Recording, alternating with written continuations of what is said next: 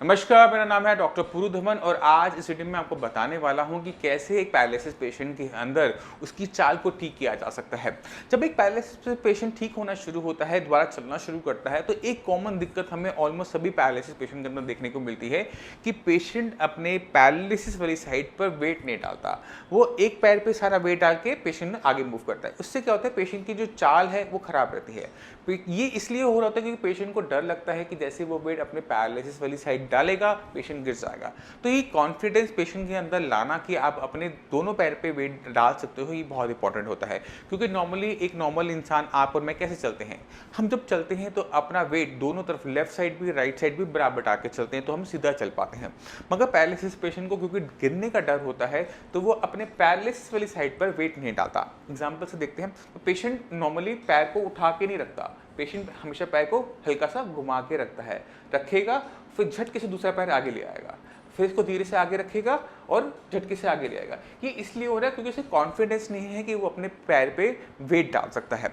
अब हमने पेशेंट को ये सिखाना होता है कि आप अपने पैर पे वेट डाल सकते हो। उसके ब्रेन को सिखाना होता है कि आपका ये जो पैर है, जिस साइड लकवा हुआ है, वो आपके वेट को संभाल सकता है।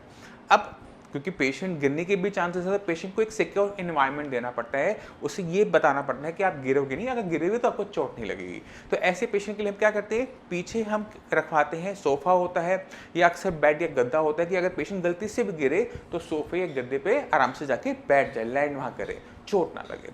हमने क्या करना है, पेशेंट को बोलना है कि आप पहले अपना पैरालिसिस वाली साइड वाला पैर उठाओ, तो वो आराम से उठा लेगा, कोई दिक्कत नहीं होगी। क्योंकि दूसरा जो पैर वेट लेके खड़ा है वो तो बिल्कुल ठीक है, तो पेशेंट को ये पोजीशन आने में कोई दिक्कत नहीं है।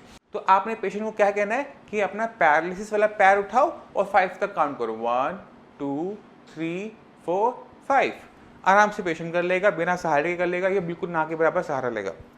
अब आपने पेशेंट को बोलना है कि अपना पैरालिसिस वाले पैर पे सारा वेट डालना है, दूसरे पैर को उठाना है। अब यहाँ पेशेंट को बैलेंस बनाने में दिक्कत होगी, तो आपने उसे पकड़ के रखना है, छोड़ना नहीं है। और आप उसको देखोगे कि आपने उसे बोलना है कि दोबारा से 5 तक काउंट करे। अब वो पेशेंट होगा, शुरू में हो सकता है कि 1 सेकेंड 2 सेकेंड कर पाए, फिर पैर नीचे रख दे क्योंकि उसे गिरने का डर लग रहा है। मगर धीरे धीरे यही प्रैक्टिस जब हम करेंगे तो दोनों साइड जब वो अपने 5 सेकेंड 10 सेकेंड अपने वेट को वहाँ पर होल्ड कर पाएगा, बैलेंस कर पाएगा, तो आप देखोगे कि पेशेंट के अंदर कॉन्फिडेंस आ रहा है चलने का। दूसरी इंपॉर्टेंट चीज़ आपने क्या बोलना है पेशेंट को कि जब भी चलें तो अपना घुटने को मोड़ के उठाएं। नॉर्मली पेशेंट पैर घुमा के रखता है, हमने पेशेंट को बोलना है कि पैर उठा के रखो, ठीक है। तो इसका तरीका ही यह होता है कि पेशेंट को बोलो कि टिप टू टो चले। जैसे कोई आपने देखा होगा कि कुछ कलाकार आदमी रस्सी के ऊपर चलते हैं, तो वो अपना पैर एक पैर के आगे दूसरा पैर लगाते हैं। तो इस तरह की चाल को हम कहते हैं टिप टू टो। आपने एक पैर के पंजे से दूसरे पैर की एड़ी को टच करना होता है। तो जैसे कोई चलता है रस्सी के ऊपर, वैसे मैं चल रहा हूँ ज़मीन के ऊपर, तो हम क्या कर रहे हैं, पैर को उठा के दूसरे पैर के आगे रख रहे हैं। तो क्या होता है कि यहाँ पर आपका नी बेंड होना शुरू होता है, क्योंकि पेशेंट नी तो बेंड कर पाता है, बट उस नी को कैसे बेंड करके पैर आगे बढ़ाना है, ये पेशेंट की माइंड को नहीं पता होता। क्योंकि जो भी पैरालिसिस का ट्रीटमेंट होता है वो आपके ब्रेन का होता है। यहाँ पे कोई भी मसल्स खराब नहीं है, ना पैर की हड्डी को चोट लगी, ना पैर की मांसपेशियाँ खराब हुई। सिर्फ जो दिमाग से सिग्नल आ रहा था मांसपेशियों को हिलने के लिए, चलाने के लिए, वो गलत आ रहा होता है, वो प्रॉपर नहीं आ रहा होता। ब्रेन से दोबारा सीखता है, मगर वो पहले जैसा नहीं सीख पाता, उसे सिखाना पड़ता है। तो इसके लिए हमें 2 चीज़ें करनी पड़ती हैं। पहले है कि ब्रेन को रेडी करना कि वो सीखने लायक बन सके। क्योंकि आपने खुद देखा होगा, अगर आपको पैरालिसिस हुआ है तो स्टार्टिंग के कुछ मंथ्स में आप में बहुत अच्छी इंप्रूवमेंट होती है। पहले 6 महीने जो होते हैं वो गोल्डन पीरियड होता है। इसके अंदर आपके ब्रेन के अंदर ऑटोमेटिक तरीके से हीलिंग चल रही होती है, अपने आप आपके ब्रेन के अंदर न्यूरोप्लास्टिसिटी हो रही होती है और आपको डेली अपने अंदर कुछ ना कुछ नया देखने को मिलता है। मगर जैसे जैसे ये 6 महीने बीतते चले जाते हैं, पेशेंट के अंदर इंप्रूवमेंट खत्म होनी शुरू हो जाती है, क्योंकि ब्रेन के अंदर जो डेवलपमेंट थी, जो न्यूरोप्लास्टिसिटी थी, वो बंद हो जाती है।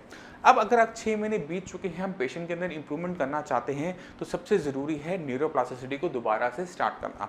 अब ये सिर्फ मेडिसिन के भरोसे ही होता है, मेडिसिन की हेल्प से ही होता है। साइंस इंजीनियरिंग जो मेडिसिन करता है वो सिर्फ ब्रेन के अंदर न्यूरोप्लास्टिसिटी को ऑन करता है।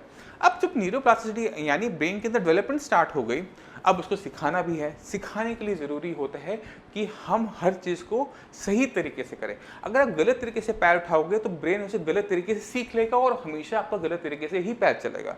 इसलिए इंपॉर्टेंट क्या है कि काम जो कर रहे हैं चाहे हम स्लो करें मगर उसको अच्छी तरीके से करें, परफेक्ट तरीके से करें, क्योंकि ब्रेन उसे सीखेगा। तो जो भी चीज़ आप ब्रेन को सिखाओ परफेक्ट सिखाओ, क्योंकि जितना गलत आप उसे सिखाओगे उतना ही गलत वो सीखेगा।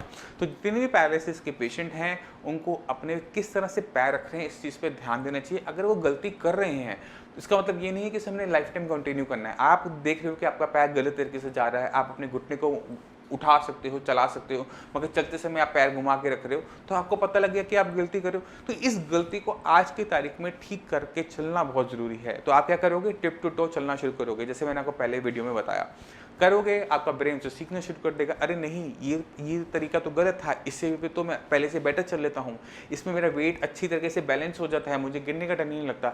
ये सारी चीज़ें आपका ब्रेन जान रहा है, वो अपने आप उसको नोटिस में ले रहा है और ऑटोमेटिक तरीके से आपके अंदर वो चेंजेस आने शुरू हो जाएंगे। तो मैं फिर से दोहरा देता हूँ कि अगर हमें किसी पैरालिसिस पेशेंट को ठीक करना होता है, दोबारा से काम करने लायक बनाना होता है, तो हमें 2 चीज़ों पर ध्यान देना होता है। सबसे पहले आता है ब्रेन, क्योंकि सब कुछ ब्रेन ने सीखना है। आपके हाथ पैर को कोई दिक्कत नहीं हुई है, जो दिक्कत है वो आपके ब्रेन के साथ है कि ब्रेन सही तरीके से कमांड नहीं कर पा रहा। दूसरा, उसे हम क्या सिखा रहे हैं। जो हम सिखाएंगे, अगर हम गलत तरीके से चलेंगे तो पेशेंट को गलत तरीके से चलने की आदत हो जाएगी। तो हम पेशेंट को जो करवाएं परफेक्ट तरीके से करवाएं, चाहे हमें उसमें थोड़ा टाइम ज़्यादा लगे, मगर हम उसको परफेक्ट तरीके से करेंगे कि हमारा ब्रेन उसको अच्छी तरीके से सीख सके। अगर ये चीज़ें अगर एक पैरालिसिस पेशेंट जान लेता है और अपने पे काम करता है तो पेशेंट के अंदर इंप्रूवमेंट अच्छी देखने को मिलती है, बेटर देखने को मिलती है।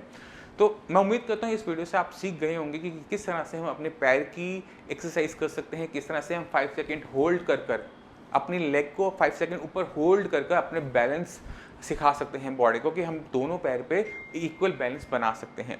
ये बहुत ज़रूरी है ब्रेन को सिखाना। तो उम्मीद करता हूँ इससे सीख गए होंगे। फिर भी आपके माइंड में कोई भी डाउट हो, कुछ भी पूछना चाहते हो, तो नीचे दिए गए नंबर पे कॉल कर आप अपॉइंटमेंट लेकर मुझसे आकर मिल सकते हैं। आप हमारे डॉक्टर से फ्री ऑफ कॉस्ट बात भी कर सकते हैं। अब इसी के साथ आपसे चलने की आगे चाहूँगा। मिलते हैं अगली वीडियो में, तब तक के लिए धन्यवाद।